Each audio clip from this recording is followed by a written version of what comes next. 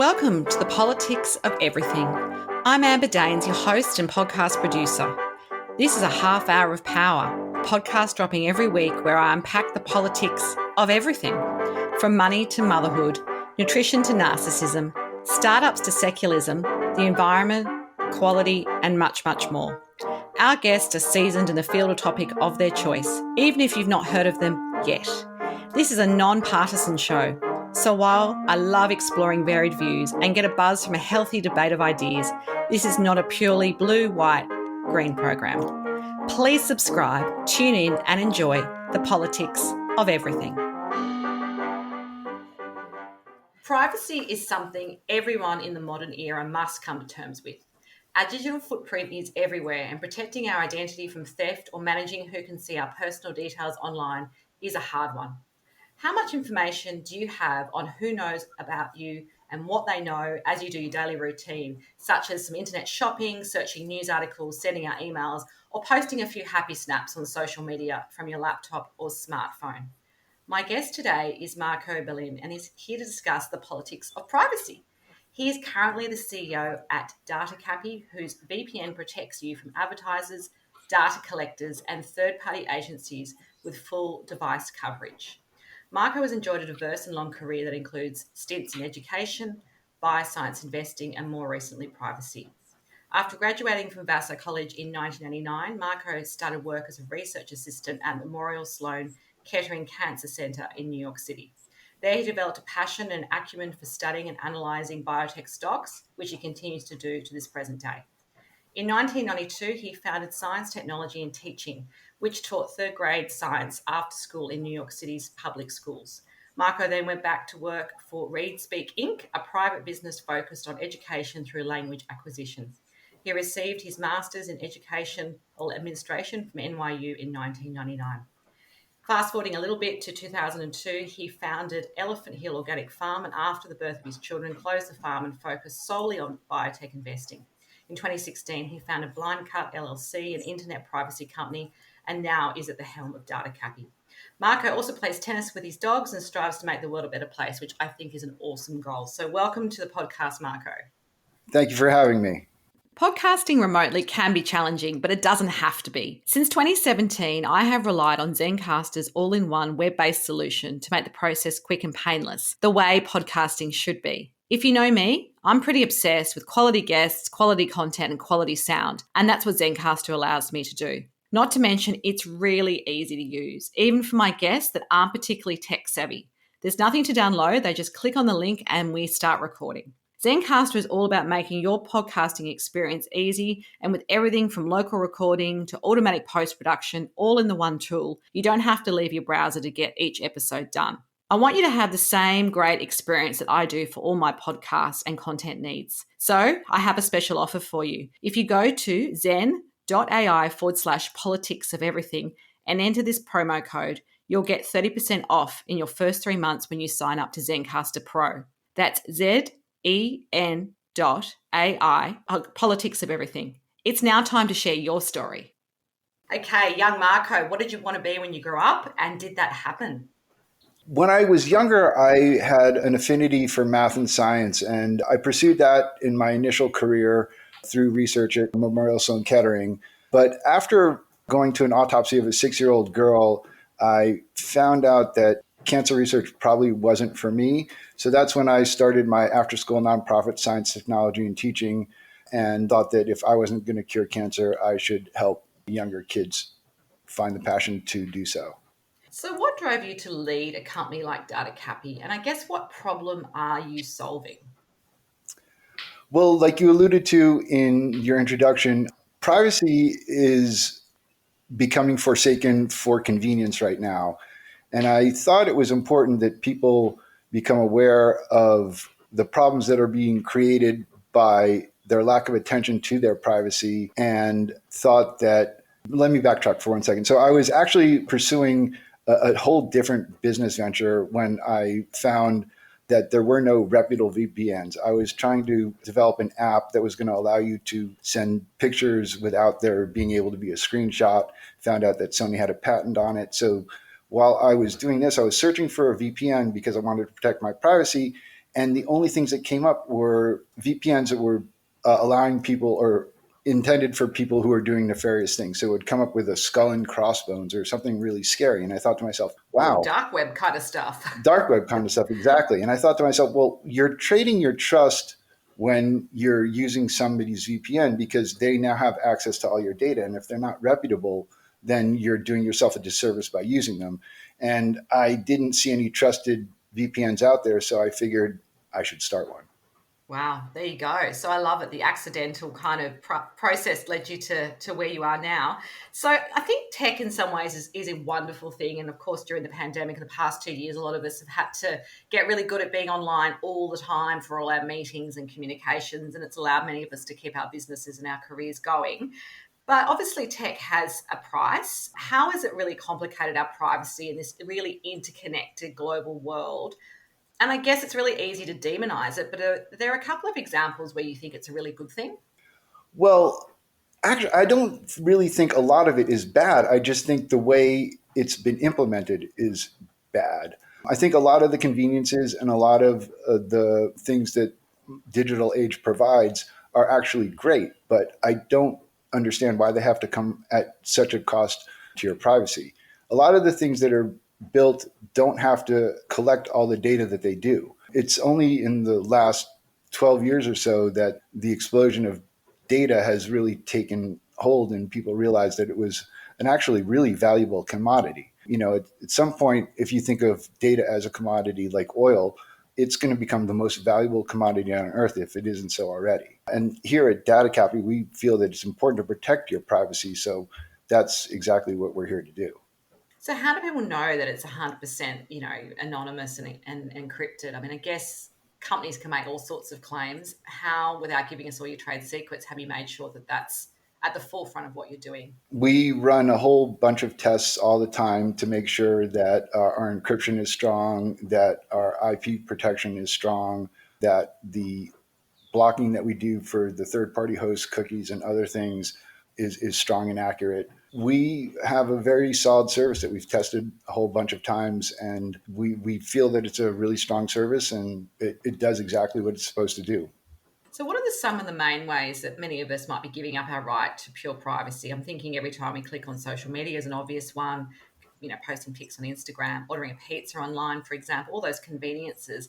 And I guess, do we just have to accept to an extent that if you want to have access to this e-commerce world and this social media world, that we are trading information, therefore our privacy in many ways? Is it really, you've got a service and a product which helps circumnavigate some of that. But I think a lot of consumers would just assume that that's the deal and might be okay with it. What's your view on that? Well, unfortunately, a lot of people have come to the realization that it is happening and that either they don't care or they don't know what to do about it.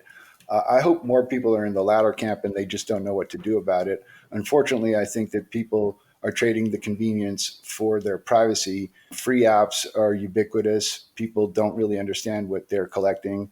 Or those weird surveys, those things where you go, what will you look like when you're like 90? And you just, get an image. But of course, you've given away all this information when you're doing it. They're just those fun things, I think, people often. Or what kind of fairy princess Yeah, are you? Or what kind exactly. of, exactly what, if you were a superhero, what, superpower would you like? All these things are indicators of your personality, who you are. And at Datacappy, we try and explain to people that all this information is being collected and then not only collected, but analyzed, and then profiles are being created of individuals by these corporations. And there's no oversight. I, I don't want to say insane, but to me, it's insane that people haven't come to terms with the fact that what they're divulging is probably more valuable than what they're getting. I also run an educational website for parents called privacyparent.com.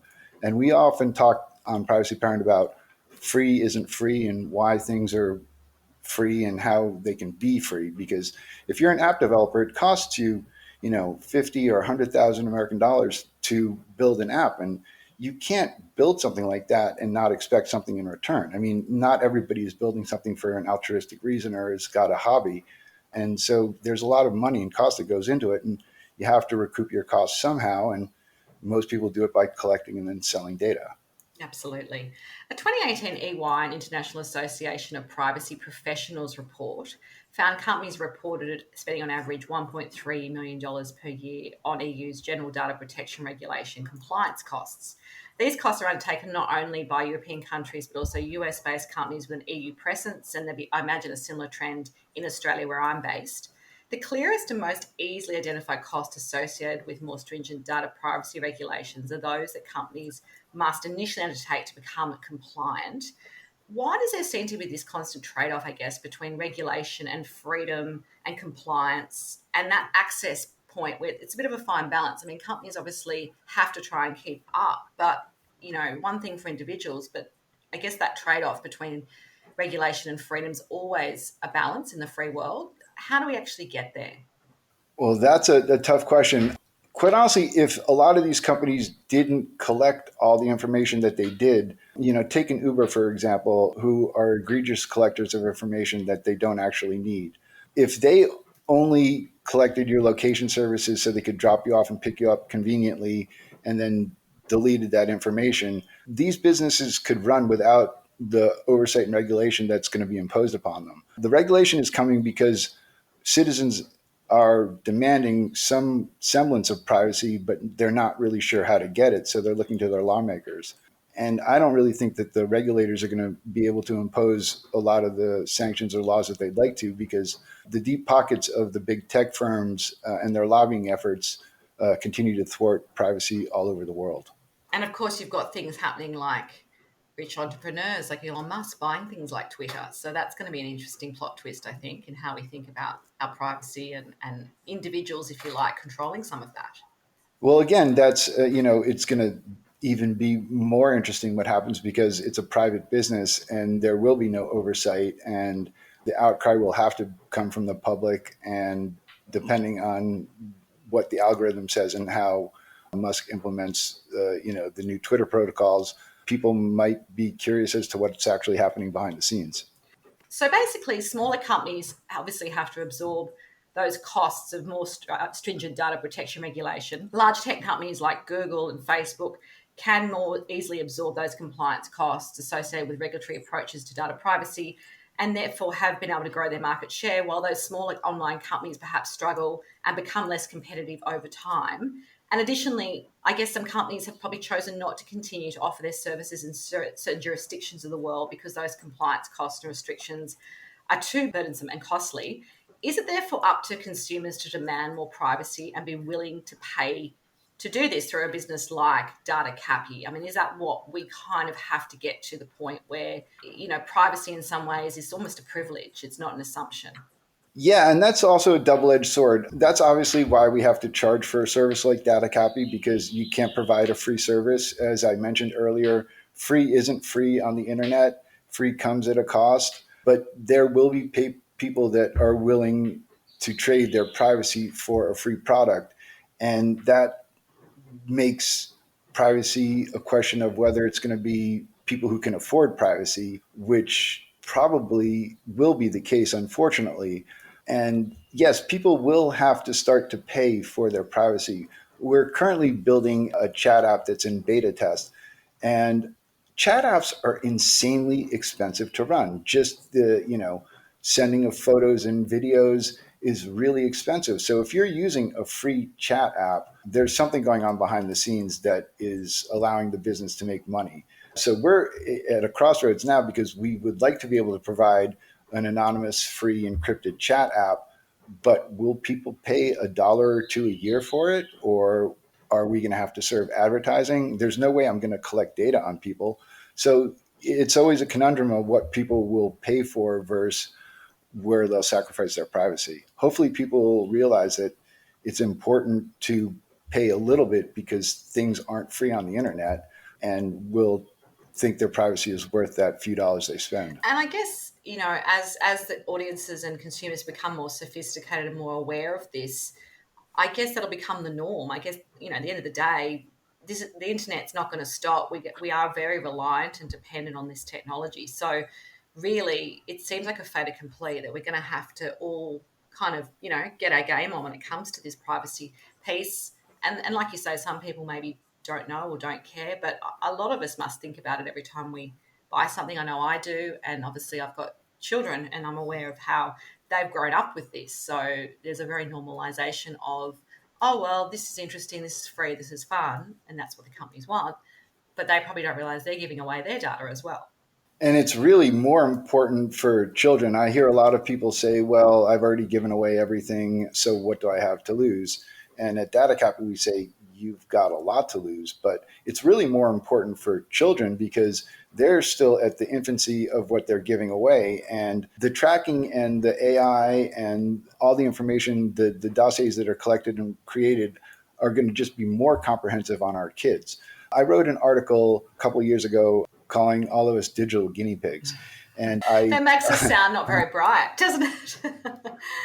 Well, it's because we all were just had this new technology thrust upon us. It was really cool. It was really efficient. It allowed us to communicate. It allowed us to do a lot of things. But as the internet evolved and smart devices evolved and people realized that data was important, it started to become something that people needed to start become aware of. It's just at this point, children need to be protected because I equate the loss of privacy to global warming. And not that you have to believe that it's man-made or not, but if you do, or if you believe that there is some pollution contribution to it, and if you could have mitigated some of those problems, in the beginning of the Industrial Revolution and thought about what effects it might have had 100 or 200 years later, would you have taken those steps? And I say, well, this is the things we have to do now because all the problems that we're confronting today are historical in nature, whether it be economic disparity, religion, what geopolitics, whatever it might be. We're dealing with the messes created by our ancestors. But the mess we're creating for our future generations is the loss of privacy. And it's something we have to start taking seriously.